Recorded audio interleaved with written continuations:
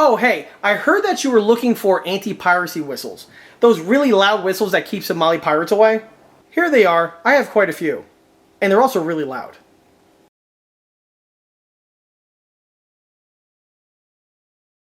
Hey everyone, this is John from EastCoastArmory.com, and I'm here today with a new product announcement video / model showcase video for the new EastCoastArmory.com 1/6 scale US Navy cradles, pedestal bases, tripods, and MG conversions. All of the units that we have here have their 3D printed components listed on the EastCoastArmory.com catalog page, and the direct link can be found listed below, as well as in the video description. In this video, I'm going to be going over all of these components that went into building the models that you see here. You'll see all of their details, their features, as well as many of the functions that these units do have. Because of that, there's going to be a lot of great content coming right at you, so just sit back, relax. If you're a guy that digs Browning MGs, and if you're also a big fan of the US Navy, you're going to really enjoy the video that you're going to see now. But before we get started, I just want to mention that all four of these units here are built for my own personal collection and are not for sale and or purchase. However, as I often mention in these build videos, I frequently take on commission build projects from models ranging between 1/35 scale and 1/6 scale. For availability and pricing information, that would be best by contacting me through the email address listed below, which is info@eastcoastarmory.com. So if you're interested in acquiring a set like this or something similar, hit me up via the email address again, info@eastcoastarmory.com. Before we go any further with the video though, let's go ahead and take a quick walk around of these four units. And here we have four other variants of the Browning M1919 and the Browning M2. However, unlike the other variants that I brought on the channel in the past, these ones here are a little bit different because these ones here are specifically representing units that were used by the US Navy. Of course, both the Browning 1919 and the M2 are legendary small arms and were widely utilized by the US military during the World War II timeframe, and were also produced in ridiculously high numbers during that period. Also, equally as impressive is the service life. Both of these units had an extensive service life with the US military beyond the World War II timeframe, and in regards to the Browning M2, this thing is still in service as I make this video today, and probably will be for the foreseeable future. However, when we commonly think of the Browning family, we generally think of the Army usage of both of these systems, as they generally tend to be the most iconic. We think of the infantry version mounted on a tripod, and with the Browning M2, we also widely think of it being a vehicle-mounted unit, mounted on jeeps, tanks, things along those lines. Air Force also is widely thought of when we think of these units, as the Browning AN M250 were widely utilized on a variety of aircraft, from bombers to fighter planes. However, in addition to both of those branches, the Navy also widely utilized the Browning systems for vessels. And this is something that is commonly overlooked, but is definitely one that is very important. Generally, when we think of naval vessels, we think of destroyers, cruisers, battleships that have large, heavy caliber ordnance. However, in addition to the larger caliber stuff, they have smaller caliber ordnance in order to supplement that.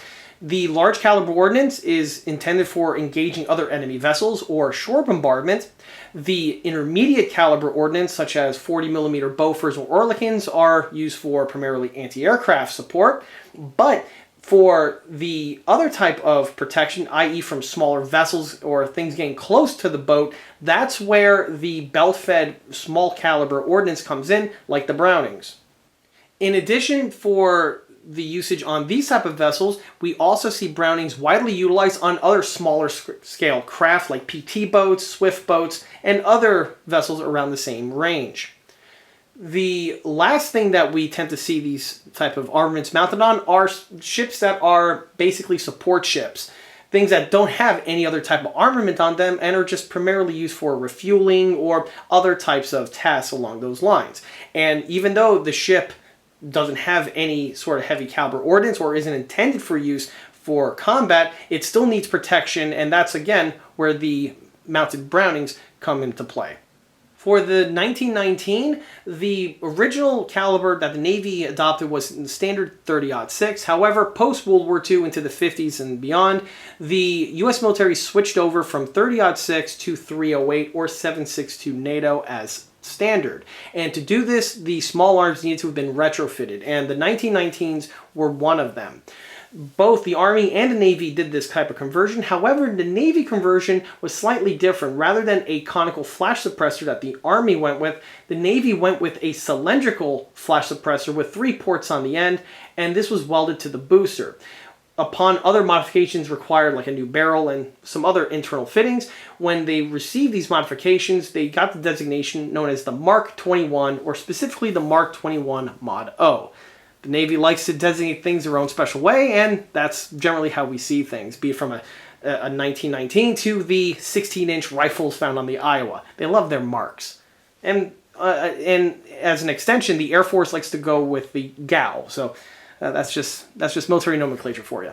Both of these setups over here saw extensive use during World War II and also beyond.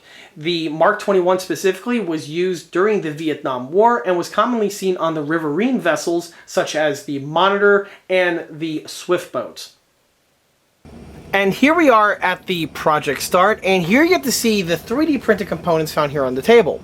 What we see here are a mix of some brand new items that have just been released on the ECA catalog, as well as some other items that have been on the catalog for a little while, and this is actually my first opportunity to having the ability to put one together and have one on display in real life.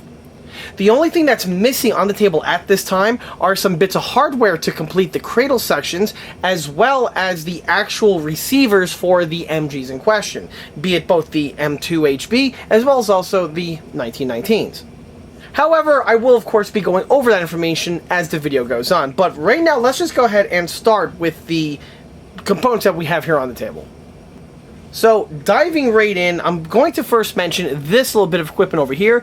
This little setup is something that I've mentioned in a previous new product announcement video, but again, now I actually have the opportunity to build it out. This set that we have here is a partial set of the ECA Mark 21 Mod.0 barrel conversions. These here are intended for use on the Dragon pattern of M1919 Browning, where you go ahead and keep the receiver section and you replace the entire front end with the one that we have here. As I mentioned before, during the post-war era, the US Navy kept their Browning 1919s. However, they rechambered them from 30-06 to 308, and when they did so, they went ahead and came up with this little modification to the booster section that we have here. The ECA set contains 4 of these units. However, if you notice, only 2 are present on the sample here, and this here is a pre-production prototype, and I just needed to just get an idea on how the parts would look like in their final form. Also, something to point out, that the material that you see these in are no longer the material that they're being offered. This is a resin that's no longer in production from the printer that I utilize. However, the current production units are the exact same quality. It's just the material is the same material that we see on these components. That we see on these components over here. However, the CAD files are identical, the features are identical, and the detailing is going to be identical. Bringing the camera in closer, we get a better idea on what the components consist of. The units themselves are an entire single print, which cuts down immensely on the complexity, as well as also the time required to put the thing together. The unit is all-encompassing, which means we have not only the outer jacket, but the inner barrel section, as well as the booster area all integrally printed on. It's again one of the great advantages of using this manufacturing technology to produce these parts. The old-fashioned way, the things would have to be either just solid cast resin with the holes drilled in, or you would have to have it as a multi-piece assembly, and with 3D printing that's really not necessary. The units are also completely hollow through and through, where if you look down the muzzle section over here, it goes through the booster, and the booster area is actually hollow, just like it is on the real unit. It's pretty hard to get on camera, but rest assured it is.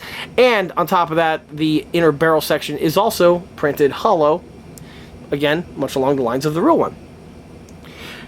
If the camera can get into focus, hopefully this should all pan out. The holes on the jacket are correct to the number found on the real unit. I actually counted the ones on my Browning to make sure that we have the correct number. And everything is to scale thickness. Now, if you notice, there are 2 different patterns of the booster, and this was again common during World War II. We had the fat pattern and the thinner pattern. Both units are represented, as both were utilized by the US Navy. As I mentioned before, you actually have 4 of these on the actual production sets, as opposed to the 2 that I have here. If the camera began to focus, you can see the detailing here found on the booster, where we have the part lines, which will be present on the real one. We also have the wrench slit sections right here on the tips. Get that bad boy in focus right over there. And remember, when the Navy converted these to 308, they just basically modified the whole section on the booster, and then they added this very distinctive tubular flash suppressor. The flash suppressor is to scale thickness on the muzzle section, and you'll notice that the slits are present as well and are again just integrally printed on. No cutting, filing, drilling is required at all for this section here of the build. The other bits of equipment that are supplied are these two little components that we have here and here. And these here are just extra reinforcement feed pod mechanisms. The Dragon 1919 is a decent piece, however, it mimics more of an early production 1919. And later on, they decided to add this little mechanism here to the side of the receiver. And here you go, the details that supply you with that. Also found on the ECA sets, but are not present on this runner here, are the safety bar. That's something that would also be present on many of the Brownings, and it's also present on this set here for the production units. As for this one, it is currently missing on this set, but I believe I do have it in the shop somewhere. Now it'll just turn up as the project continues.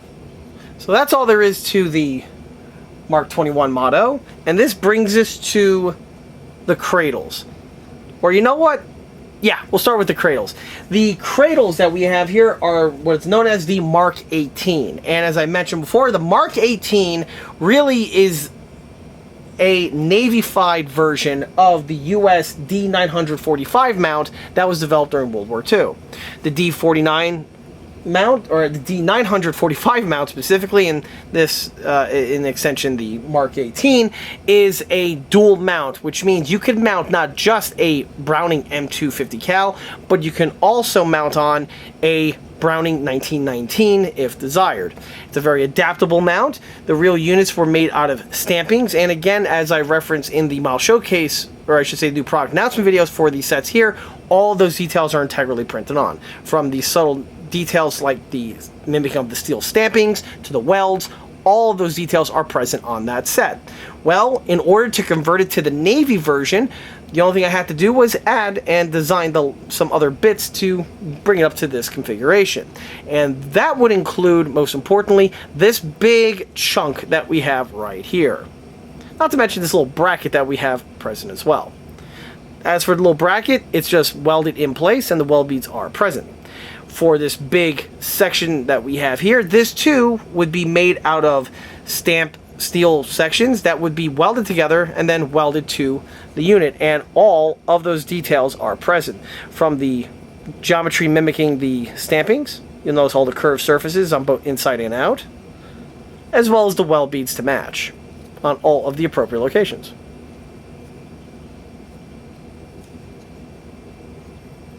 In addition to the large mount, the other addition that the Mark 18 had was with some data plates. And those data plates are represented in 1/6 scale, and you can see them right here and here. This is something that's going to give this unit a very nice little detail punch, specifically after everything is painted. I carefully go in here with the right colors, and once this thing's finished, it's really going to pop quite nicely. The other thing to mention was with the shield. So the reason why we have this big chunk over here is so that you could mount on a bulletproof shield. And for Navy use, the shields are actually quite relevant, as you tend to see them more on naval vessels as opposed to more ground use. That has changed in recent years, but for the longest period of time, generally when you see a shielded MG, it was generally something for a ship. The shield itself has the correct geometry of the real unit. It mimics the steel plate manufacture that the police would be made of, and we'll notice that it's already present with its holes pre-drilled in. The holes match the corresponding ones found here on the cradle, and the unit will simply just fasten to this section right here, with the supplied fasteners that we have right here on the runner itself. This is another difference between this set and the Army set that I just mentioned. As you can see, just pinning the thing in place adds a bit of substantial bulk to the piece, but again, it just makes for a very interesting unit. Because in real life, many times these shields were not fitted in place, the unit is sold two options on the ECA catalog, with the shield and without the shield. The one without the shield is a little less in price compared with the full unit, so again, it just offers more flexibility to the builder out there, and you can just build the unit to whichever configuration you deem fit.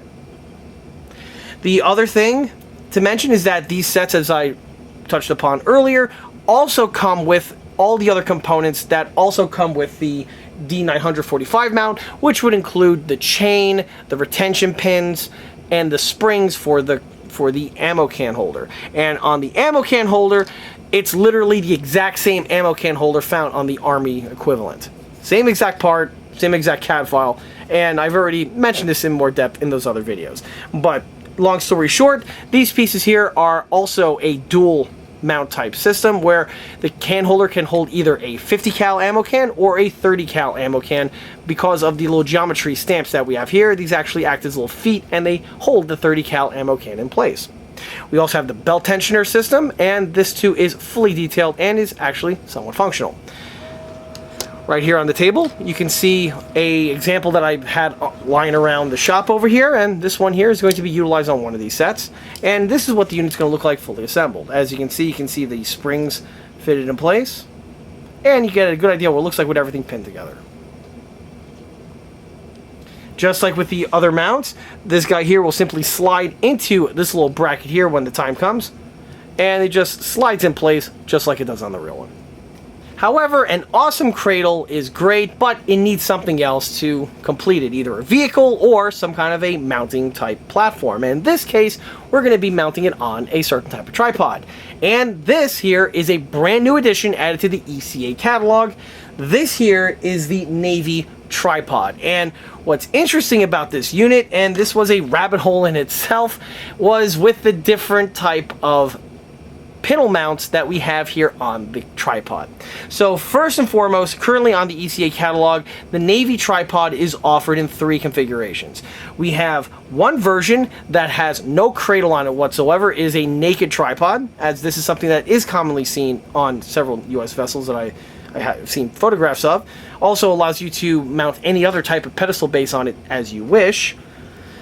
The other two options have the pedestal base or the Pintle mount mounted presently. So we have two versions of the mount itself. One is called the Mark 16 mount, which is right over here. And again, this is where the Navy does things a little bit different than the Army. The socket system is very similar to the Army's unit and works almost identically. However, the geometry of the piece is completely different. So you know it has these distinctive little legs here that's integrally casted into the piece itself. The piece is then bolted to the tripod. And this is something that is done all as a single printing, I might add. So no construction needs to be done in that regard. Also on the tripod itself, it sits on a rubber gasket right over here. And this is just something I've seen from several real examples I was using as reference. The little lock mechanism is basically identical to the Army pattern.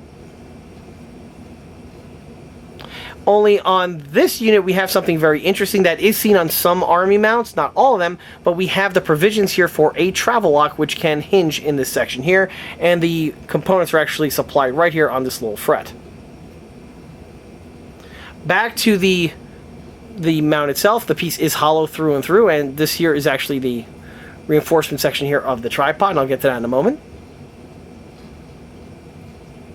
And the piece, or I should say the pedestal itself, is compatible with all of the ECA cradle mounts, be it this pattern to the D mount, the E mount, all the ones that are offered on the ECA catalog. Same is also true for the other pattern I'll get to in a moment. So on the tripod itself, you get to see how the tripod is designed. It's actually all basically a tube type structure that has been flattened on one side and then bent to form the shape of the legs. On the bottom here we have little feet that are printed with the fastener locations empty, so you can actually fasten this thing to whatever point you wish. The fasteners are not included. That's something you are going to have to source on your own, but however, the holes are present and you could use whatever fasteners fit the application. On the inner portion over here, we have first this round disc. The units are welded to this disc. And then on the inner portion, we have this type of brace setup where it's all welded together. And then this welds to the top plate as well as to the legs themselves. And yes, all of the welds are integrally present on this piece, so no sculpting of any sort needs to be done. Moving further down, it takes us to this little triangle section over here. It's just some reinforcement legs, and these two have their weld beads integrally printed in place. And to round things off, the feet are too welded. So again, nothing needs to be done in that regard. So as I mentioned before, there are two patterns here of the Navy tripod that are available on the ECA catalog. This one here is the Mark 16. However, this one here is what's known as the Mark 16 Mod.0. And it's basically the exact same unit as the other one. It's built upon it. However, it has some extra stuff going on right over here, where we have this large circular unit that's bolted in place right here. And as for what this component is, I believe, if I'm not mistaken, this is a travel restrictor. So some mounts out there, depending on the unit, will actually have a setup that actually prevents it from spinning further. So it locks your pivoting and your arc to a certain degree. And this would be important for one reason or another. And by the way, these two are just two options out there for Navy mounts. There is a whole plethora of options that are available. Perhaps one day I'll eventually get to them, but right now these are the two here that are offered on the ECA catalog. Outside of that, it's identical with the hollow and everything else. This guy here is just built upon the CAD file from this fellow. Also, in addition to the tripoded versions, the pedestal itself is also offered as each version as a standalone unit. So in case you just want to take this unit here and mount it on another type of application, that can be done. And again, that piece here is a little bit more cost effective compared to obviously the entire tripod. However, for the unit that we have here, the tripod would be perfect. Also, in case anyone's wondering about timeline, the US Navy utilized these components from basically the World War II time frame all the way up until actually still today. There are units, I've seen pictures, contemporary pictures of ships with this setup right here.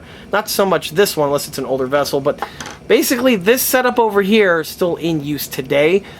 And it's also used by not just the US Navy, but also several other NATO navies as well, utilize the same setup. The Mark 18 cradle over here was used, again, from about the World War II time frame, and there are photographs of these things in use in Korea, Vietnam, and in the post, let's just say in the late Cold War era. So these things were very prolific and were used for quite an extensive long period of time. Eventually, more modern units were developed, and these guys here were eventually just phased out of service. However, I'm not surprised. There's still a decent inventory of these things floating around, and that's just with the US Navy. I'm pretty sure several other NATO countries out there still utilize these things in active service today. Jumping forward a little bit takes us to where the mounts are going through their construction, and here you get to see what they look like mounted on the tripods. Just like with the other ECA cradles, these things go together extremely quickly and pretty much effortlessly. On the two over here, we can see what the unit looks like with the shield fitted in place, and this one here is currently left shieldless. As I mentioned before, both of these configurations are correct, and there are period photographs that show these mounts in both of the configurations you see here, being shield and shieldless. In addition to the cradles, I also went ahead and assembled the travel lock mechanisms on the pedestal bases, which you will see momentarily. So let me just start with the shielded version, namely this one over here.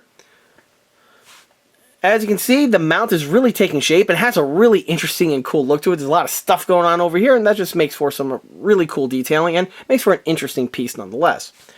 Just like I mentioned before, all of these units are ECA compatible, which means the piece just slides in. Absolutely no modifications need to be made to the pedestal base itself or the cradle in order to get the piece to lock in. You just literally assemble the unit and it drops directly into this location over here without any sort of modifications.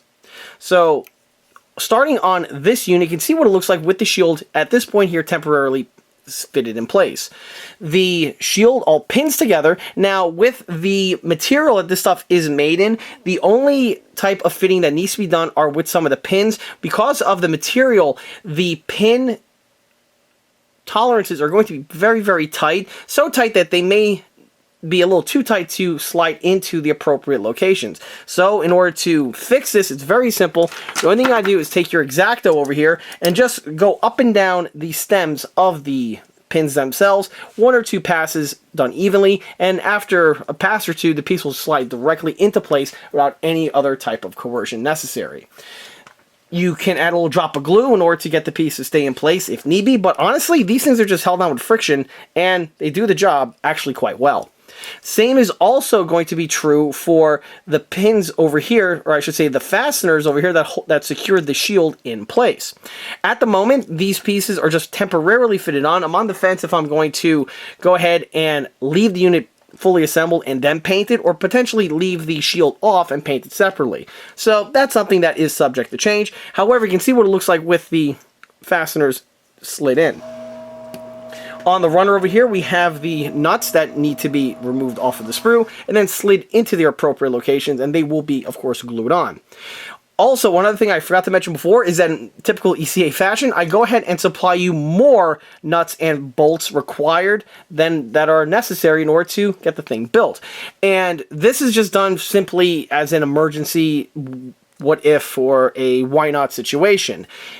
I'm a modeler, of course, and so the propensity of small little bits like this to fling off to Lost Partia is definitely something that is a concern. So I went ahead and took care of you and gave you a couple extra just in case. You don't have to use them, of course, but again, it's better to have them and not need them than not have them and absolutely need them. So that's something that I'm watching your back for. Same is also true, by the way, for the travel locks for the tripods for the same exact reason. All right, so back to the unit over here. You can see what it looks like with the fasteners in place. It looks pretty cool. And again, I may have said this before prior to this, but kind of resembles almost like a 20mm Oerlikon mount, and that's something that's really cool. Maybe I'll make one day, but that remains to be seen. You can see how the hinge mechanism works.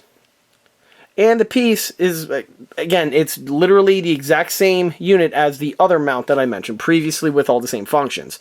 So that's it for the cradles for now. Now I'm going to go ahead and switch over to the tripods themselves. So the tripod, like I mentioned before, has a travel lock that is fitted in this location over here, and the piece is hinged. Just like with the other pins, a little bit of hand fitting is required on the pin itself. Now the pin that is supplied with the piece, just like with the other parts, are in duplicate. So you have 2 that are found on the sprue here to do the job. With the material that this stuff is printed in, again, it's slightly oversized in its specs. However, it can still be cleaned up in order to slide in place. X-Acto, I just literally go over these sections like this. A few passes just like so will do the job just fine. You only have to do it to the stem. Once the stem is to spec, the nut will just slide into its location and you can glue it and it'll hold it forevermore. Just remove that little chunk over there. Yeah, just literally just like this. However, I could see someone watching this and saying to yourself, yeah, John, that's all well and good, but you know what? Talk is cheap. You're trying to tell me that these thin, frail-looking objects over here, you were able to successfully remove material on them with an X-Acto, no less, and then get them fitted in place without any sort of complications? And the answer is yes, that's literally what I did. I've done 3 of these units right here, and by the way, at the time of filming this, these are literally the first 3 I've ever touched in my life. These are the first units I was able to have in hand, as before, the only time I got to see these was on a computer. And I was able to do the assembly without any sort of issues. So much so, I got the receipts right here. This runner here is completely intact because it just wasn't necessary, as I had, this is a runner from one of the units. I was able to snip off one of the pins to utilize it, and the other runner is right here, and it's completely depleted because I was able to use those parts to outrig the 3 units present. So let's look at this one over here, and you get to see what it looks like with the travel lock fitted in place. The piece is hinged, as you can see. The piece the pin, I should say, just slides right in, and a little drop of glue is just added on this spot over here, and then that little nut just slides directly into place. Once the glue's set, the piece can be hinged upward. Also, one other thing I gotta mention is that although this is a travel lock, it's not really intended for use with this cradle. This is intended for use with another type of setup, so most of the time it's just not necessary. However, the piece is still functional regardless. If it's on the real one, ergo it's going to be on the ECA one. One other thing that I wanted to mention is with the Mod.0 variant, right here, you can see it still has the hinge section. However, this one here doesn't need the nut because the nut is actually integrally printed on right there. So you just slide the pin in place. Once the hand fitting is completed, a little drop on the end, and you're good to go. For the sake of argument, if something does happen or you just are not happy with working with the supplied ones, you could easily substitute that with a sewing pin and the piece will still be able to be used without any sort of issues. One other thing I also noticed at this time is I think I finally figured out what this half circle is, and it is a restrictor, and it prevents the piece from fully rotating. So if we look at the bottom portion here of the cradle, actually, you know what? I think it'll be easier with this fella. Yeah.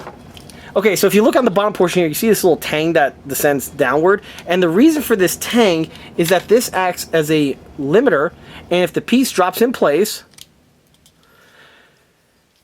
you can see that the piece can arc, or has an arc of motion. However, it cannot fully rotate, and it has a stop built in. So I could go all the way to this point here, and it's going to bottom out, hitting the piece of equipment, just like so. And same with the opposite direction. Remember, this is the front of the unit here where we have the little locking lever, and the back is where we have the travel lock. So there you have it. It has a nice little interesting device built in on the Mod.0 variant. And like I always say, when you're properly designing something and executing something, the real functionality of the piece literally just happens. And it's always a reassuring feeling when that happens. It lets you know you're doing something right. Jumping forward a little bit further takes us to the Browning MGs, and if you're a big fan of the Brownings, you're going to be tickled pink with the nice little selection that we have here on the table. So, starting from the top and working our way down, we have not one but 2 Browning M2 HBs, and the others are just some variants of the Browning 1919 family.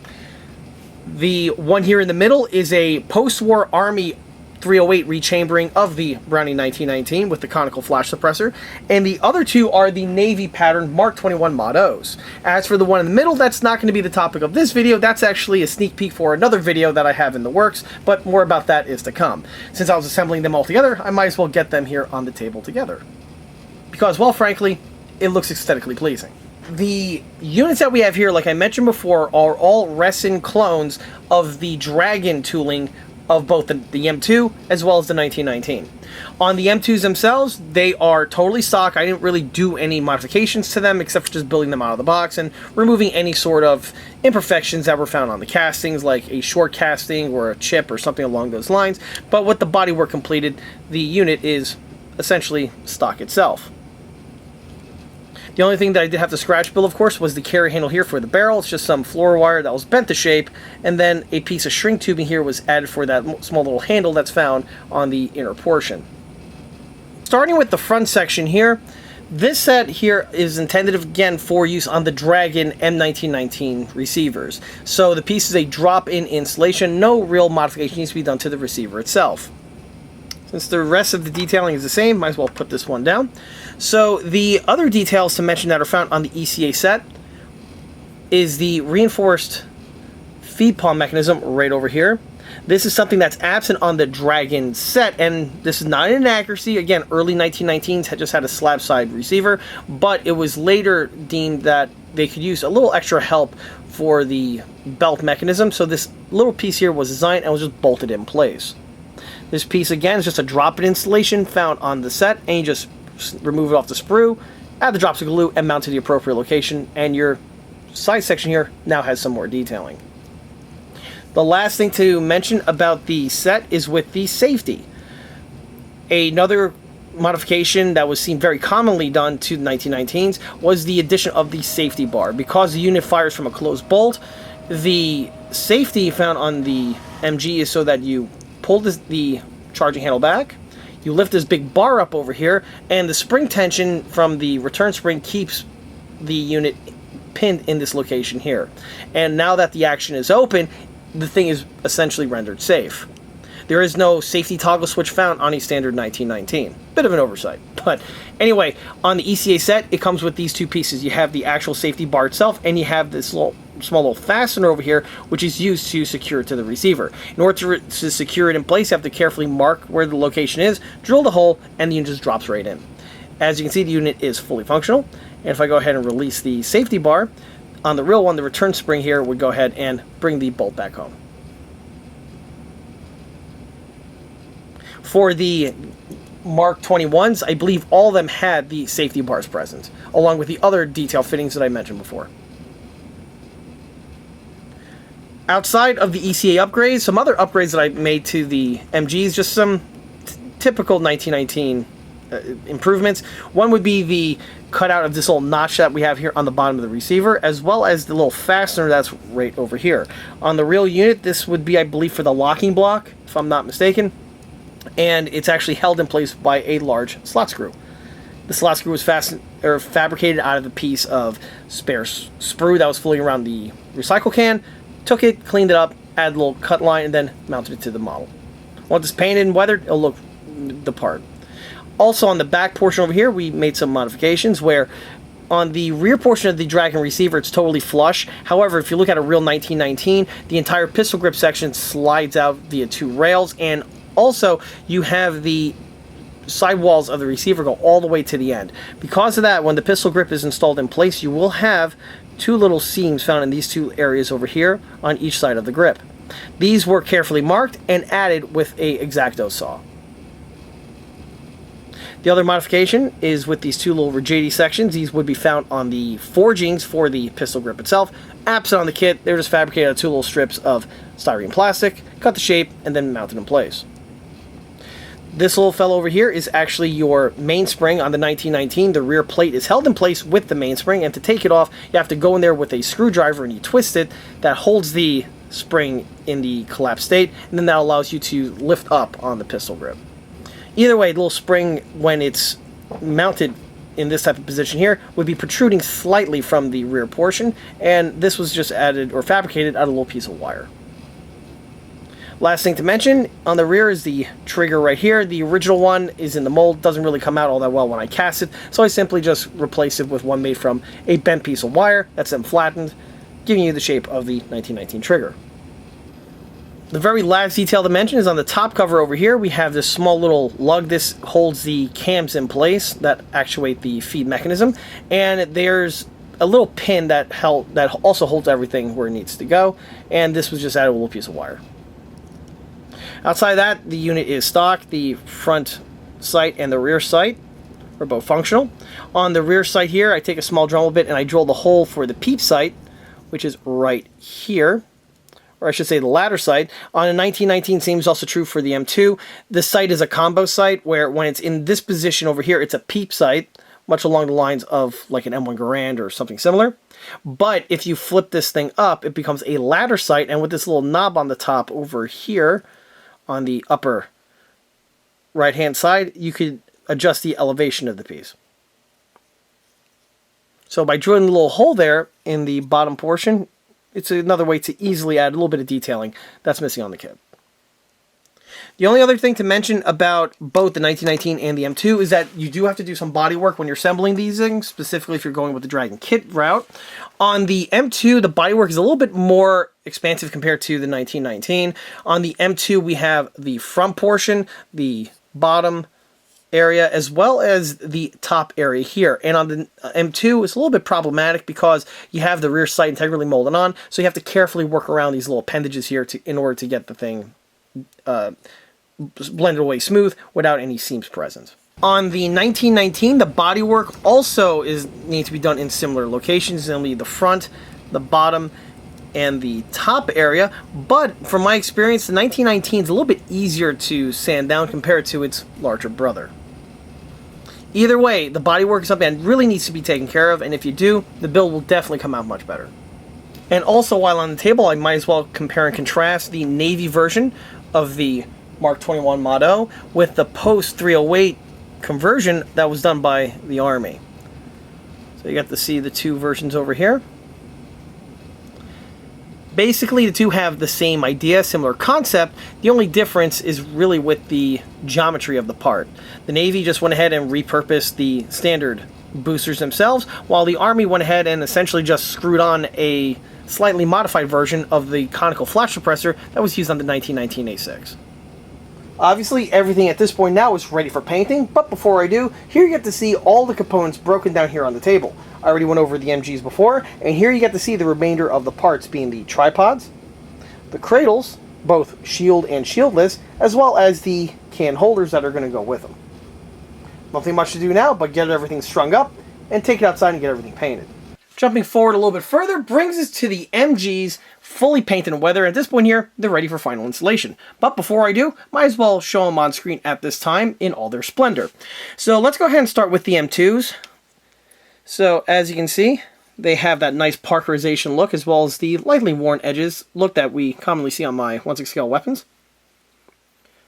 As for the paintwork, the standard base coat is actually El Cheapo flat black spray paint, and then from there with Tamiya NATO black that has been diluted with some tap water, I go ahead and add the layer on top of the flat black, which gives a very good mimicking of the parkerization coloring that's commonly seen on US weaponry.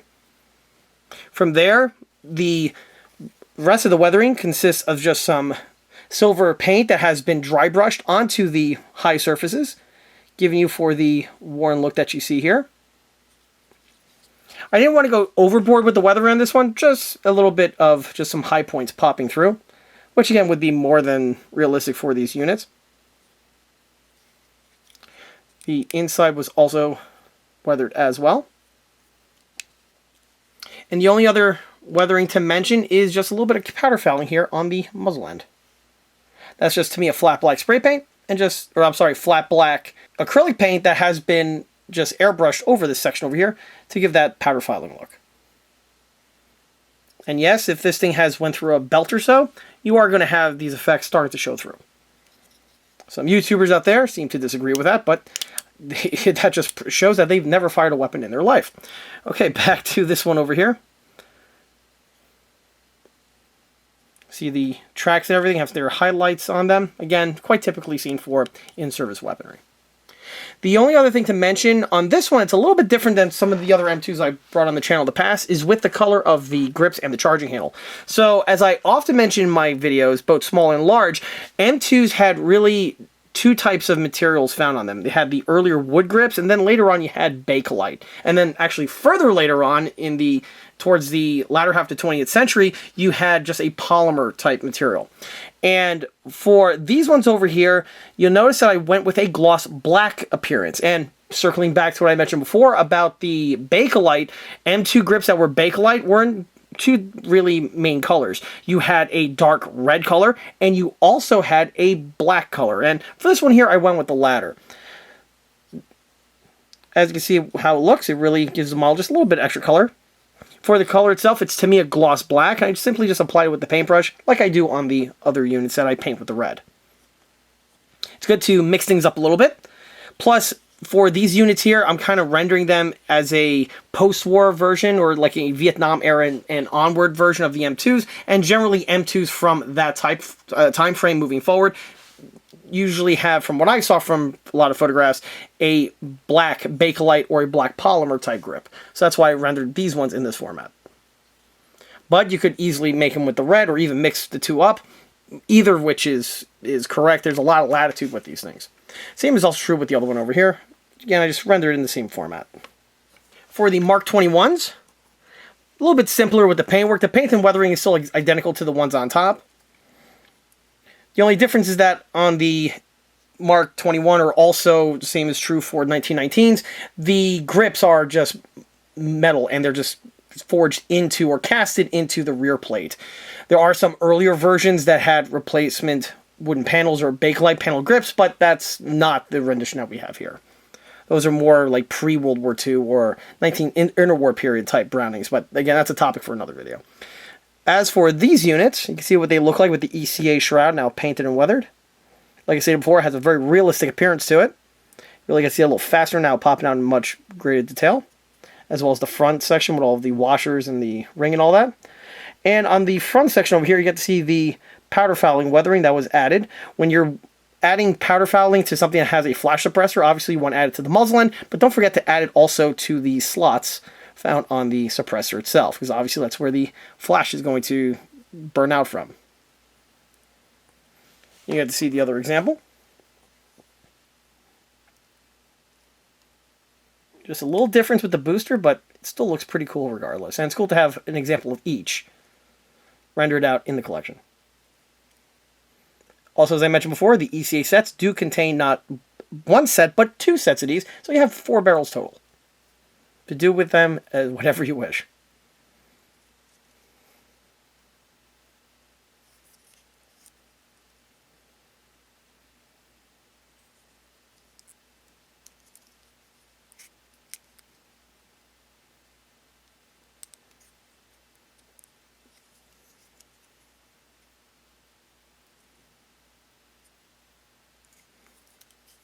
Also on the reverse side, you get to see the extra feed paw mechanism, painted and weathered, and you can just see just how much more detailing gives this portion of the area of the receiver, as does the safety bar on the reverse side. Obviously, when you're painting the safety bar, make sure you paint underneath it with both the base coat as well as with the weathering wash, just to, again, prevent any sort of problems. Where you'll paint, it looks great, you go to move the safety bar, and oops, it's all barren, or it's the raw material color underneath. That's not doing you any favors. With the MGs completed, obviously the other components are ready for final installation as well. So let's go ahead and just start with the tripods. Here we can see both the Mark 16 and the Mark 16 Mod.0 tripods right here on the table. And as I referenced before, the assembly is very, very easy on these units. So here we can see what they look like now fully painted. On the note of painting, like with everything in this world, you have lots of options and creative licensing available. I went with the basic approach, which is just painting them with the standard gray color, which is generally how these things look like when mounted on a ship. However, depending on the vessel that they are fitted on and the era that we're talking about here, you do have, again, some options. Most of these units are post-war, so you're going to be seeing these generally in a gray color like this, or you can also see them for use in the Vietnam conflict. If it was mounted on a monitor, it would be either a dark olive drab or an olive green color, and I've even seen these units all black. So there are several options available, but here we have the just tried and true basic method. The color is actually just Rust-Oleum primer gray, just store shelf primer gray. Picked it up, spray painted the unit on top of the flat black primer, and this here's the end result with the use of some other weathering techniques, of course. So the unit was first thoroughly painted with flat black as a primer, which is ironic. And then once that was done, I went ahead and hit it with the Rust-Oleum primer gray. Once the primer gray was dried, I went ahead and hit the unit with a little bit of diluted flat white to give it a little bit of weathering to lighten it up, for some fading effects, and then the unit was alcohol blacked. Now this is something that's interesting because this is an enamel paint. You can't really use the Tamiya panel line accent because that is enamel, and it will actually cause problems with the enamel that's on the surface being the spray paint. So for this one here, in order to do the wash, I have Tamiya acrylic flat black that is heavily diluted with rubbing alcohol, and that is just airbrushed on, and it will actually do a similar effect that the panel line accent does, but again, I reserve this for units that are painted with non-acrylic paints. Once the weathering wash was applied, then it just got some dry brushing here or there for some paint chips for good measure, just to show that the piece is a bit used and not exactly ship shape. But once the chips were done, it was then time to focus on the actual cradle itself, or the Pintle mount itself.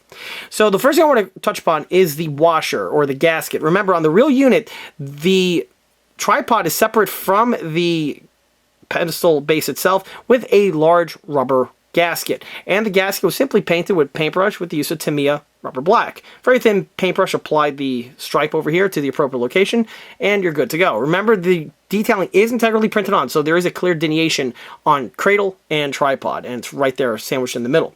You can theoretically leave it overpainted, as this was done on many occasions in real life, but again, like I stated before, you have some leeway and some creative licensing available.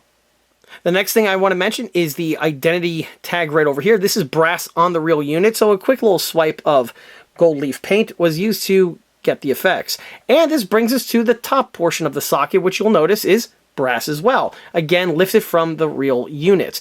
On the rim, I've seen some, again, overpainted along with the label itself with the primer gray, but again, your results may vary because, again, of artistic licensing. I have seen both. There's a lot of photographs online with this unit in either condition.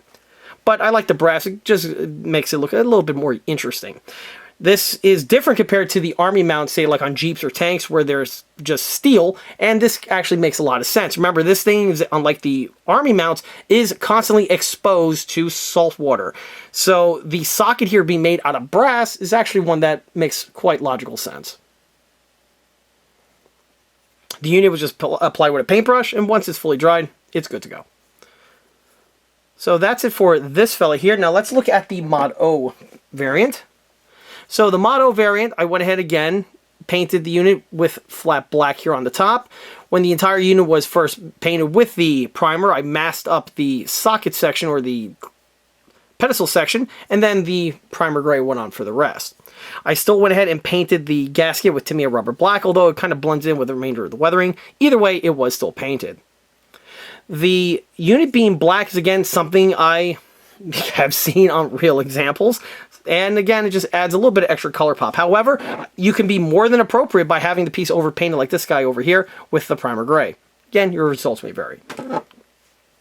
For the brass work, I still painted the interior socket with the same brass color, as did the label, because remember, it's literally the same unit, just slightly improved with the rotation restrictor right over here.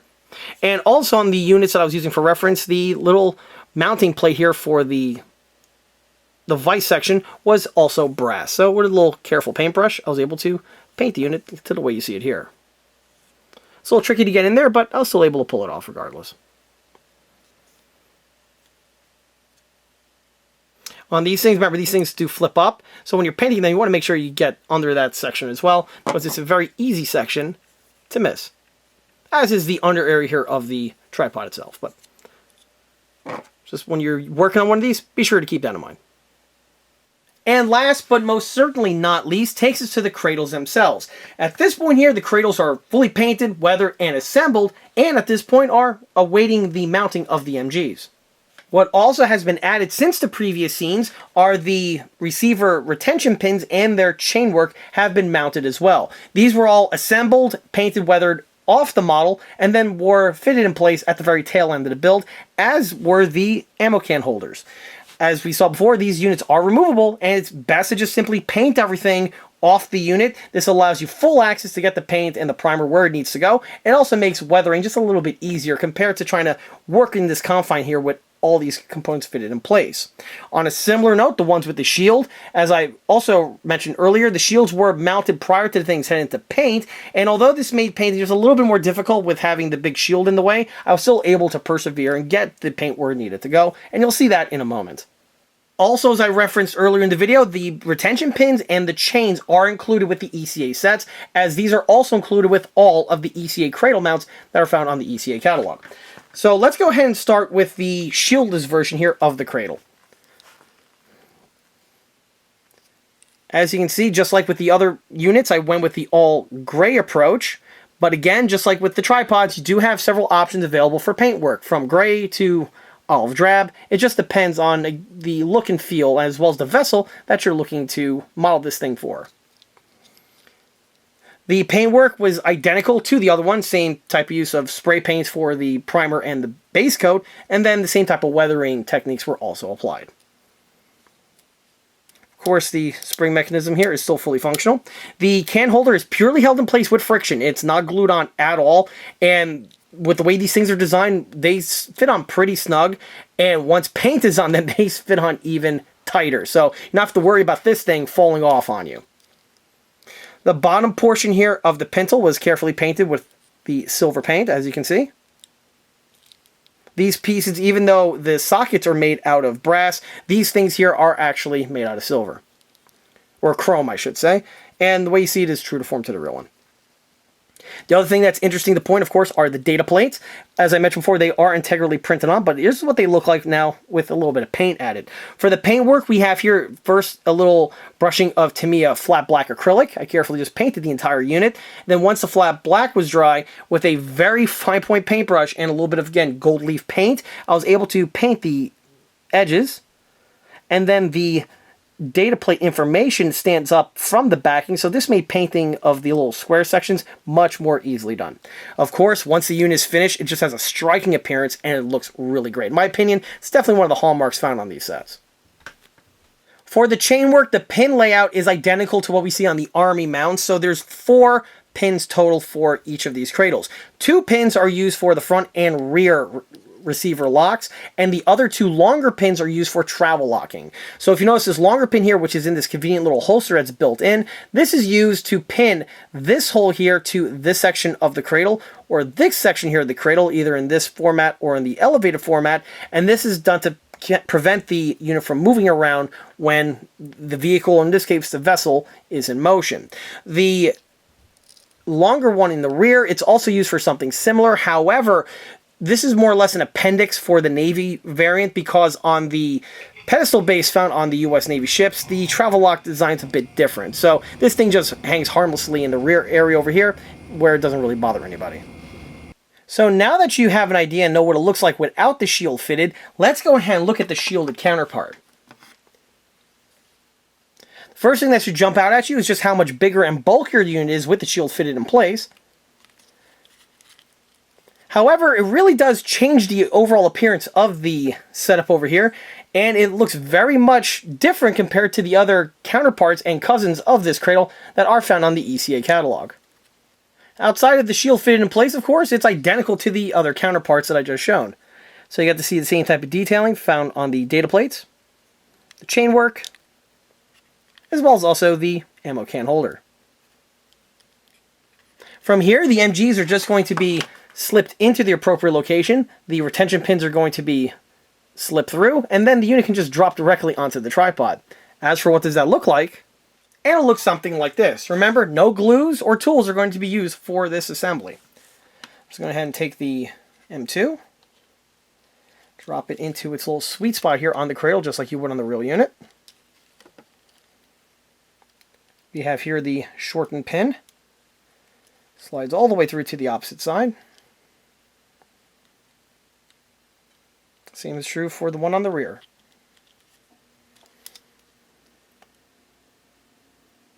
And that's the M2. Let's go ahead and slip on a Browning 1919.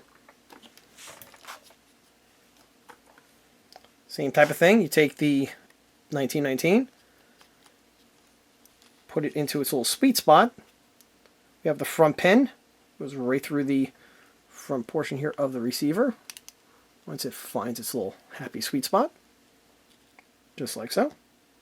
And then the rear pin goes into this hole over here. Remember, this one's for the M2, this one's for the 1919.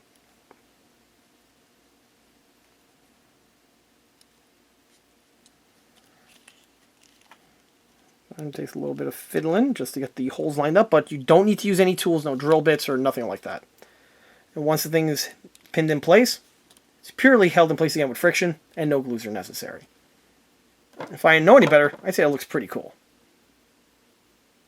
Obviously, once everything is pinned together, sometimes you just drop it in place. So let me go and grab one of the mounts.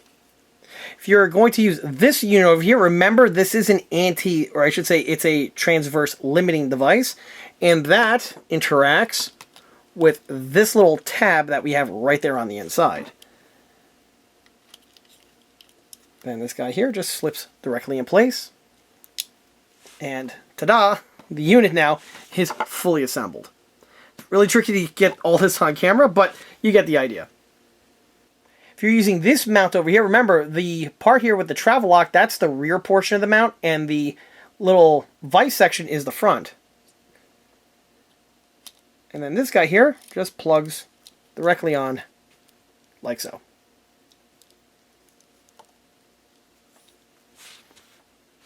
And at the end of the day, I couldn't possibly have imagined these units turning out any better. I was really impressed on how all the 3D prints all came out absolutely perfectly, and they all interacted with each other even better, which may sound funny, but a lot of times when you're designing stuff, you're basically in a virtual type atmosphere and world, and a lot of times when the things are actually produced, sometimes you may need to make some slight corrections here or there in order to get the parts to properly fit or interact with one another. And that just wasn't the case here. These things were perfect from the get-go. Literally, I have to do nothing to them. So with that in mind, these things are ready for prime time. And of course, are listed on the ECA catalog. It's not often I get a chance to work on Navy-related items, so having the opportunity to have these 4 units in my collection is definitely one that feels pretty good. As I mentioned before, I basically did these just as the sheer why not of it. I saw the cradles online and I thought, wow, those are really cool. Let me go ahead and design them. And at this point now, I think I've designed them about a year, maybe 2 years ago at the time I'm filming this. So it's a bit overdue to have them in my collection. However, with these things paired with the tripod sections that we have, it definitely stands out and looks way different compared to the other mounts that I've brought on the channel in the past. These sets here I would definitely recommend for anyone who's an avid fan of US Navy related items. If you're the type of guy who has a collection of sailors and are looking to have just an interesting bit of accessory or equipment to go with them, these type of cradles and mounts over here are definitely something to check out. Also, obviously, if you're looking at designing or building a vignette, again, a Navy-related one, these sets here definitely become recommended as well. And as a side shoe to that, again, these units here are from the Vietnam War era and also just from the post-World War II era in general. So if you're into that type of era for figure collecting and you have some sailors, some riverine sailors, obviously a couple of these sets here will definitely be something worth checking out. And why not? I might as well throw this out there. If you're working on a 1/6 scale warship of one flavor or another, and you need some stanchion-mounted MG mounts, well, your prayers have officially been answered. It was, again, really fun designing these systems over here, and having them built was also a very pleasant experience. And with these out of the way, I can now focus my attention to the next shiny object that catches my attention. But, of course, that will be the topic for another video for another day. And with that, that wraps up this new product announcement video / model showcase video for the 1/6 scale EastCoastArmory.com US Navy pattern of cradles, MG conversions, and tripods. If you like this video, be sure to subscribe to this channel where it's a great way to keep up to date on new posted content, being new detail sets like these ones over here, or my usual type of content being 1/6 scale project update videos and smaller scale model showcase videos that frequently get posted.